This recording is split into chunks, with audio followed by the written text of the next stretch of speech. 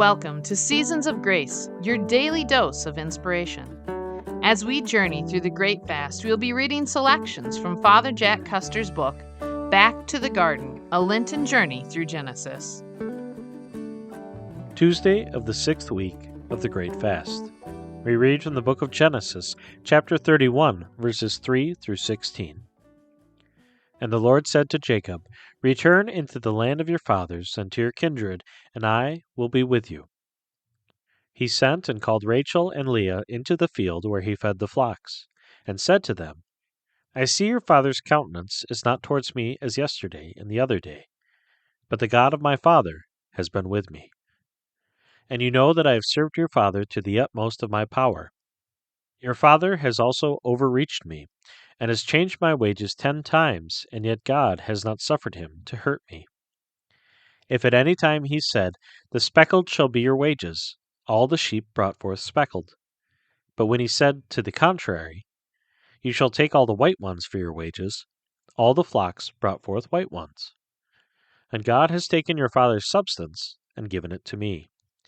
For after that time came of the ewes conceiving, I lifted up my eyes and saw in my sleep that the males which leaped upon the females were spotted and speckled. And the angel of God said to me in my sleep, 'Jacob?' And I answered, 'Here I am.' And he said, 'Lift up your eyes and see that all the males leaping upon the females are spotted and speckled, for I have seen all that Laban has done to you. I am the God of Bethel, where you did anoint this stone and make a vow to me. Now therefore arise and go out of this land and return into your native country.' And Rachel and Leah answered, 'Have we anything left among the goods and inheritance of our father's house? Has he not counted us as strangers and sold us and eaten up the price of us? But God has taken our father's riches and delivered them to us and to our children. Wherefore, do all that God has commanded you.'" Jacob is at the end of his time in the land of his wives and father-in-law. It has been a time of learning and change for Jacob. God is no longer just the God of Abraham and Isaac, but the God of Abraham, Isaac, and Jacob. Jacob's relationship with God has changed, as has his relationship to the world. The trickster has been tricked by his father-in-law over the years, but come out ahead. He knows now that this is not due to his own schemes, but to the Lord's providential care for him. The Lord tells Jacob to return home to Canaan, a place he's been away from for 20 years. He has a family and a fortune to take with him, but still, it must have taken faith to make that journey to a place that might have changed a great deal since he left. Were his parents still alive? What about his brother Esau, who had sworn revenge for Jacob's cheating him out of both birthright and blessing? There are two aspects to faith, the head and the heart. Using our head, we receive what God has revealed to us in Scripture and through the teaching of the Church. We give assent to it.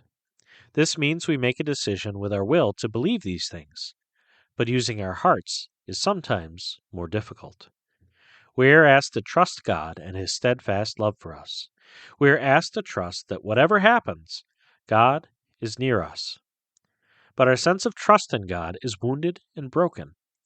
Like our first parents, we sometimes doubt God's love and care for us. We don't trust that God has our best interests at heart, that He always wants the best for us. This lack of trust is the original sin. We participate in this sin whenever we distrust God and His love. The goal of our Lenten disciplines, praying, fasting, and caring for the poor, even more than we do the rest of the year, is to come into a relationship of trust in God. We can never trust God too much. We can never rely on Him too much. In fact, the more we trust God in every circumstance in life, the more He looks on us with favor and affection because He has a special love for those who trust Him. Part of the mystery of salvation is that in His passion, Jesus conquered the temptation to doubt God. In the Garden of Gethsemane, He said yes to God. Thus, like Jacob, He begins the arduous journey of trusting faith. For Jesus, this journey ends on the cross where He feels abandoned by His Father. And yet, in giving up His Spirit into the Father's hands, the Lord affirms His trust in the Father's love. In a similar way, our Lenten journey is an invitation to the arduous but joyful way of trust. For reflection, are there areas in my life where I find it difficult to trust the Lord?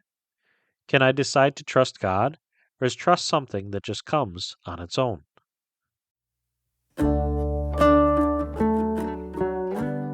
Thank you for listening to Seasons of Grace. If you would like to send this episode to a friend or listen again, please visit godwithusradio.org. You can also find previous and future episodes on Spotify, Apple Podcasts, and almost everywhere podcasts are available. A special thank you to Eastern Christian Publications for their permission to present Back to the Garden in this format.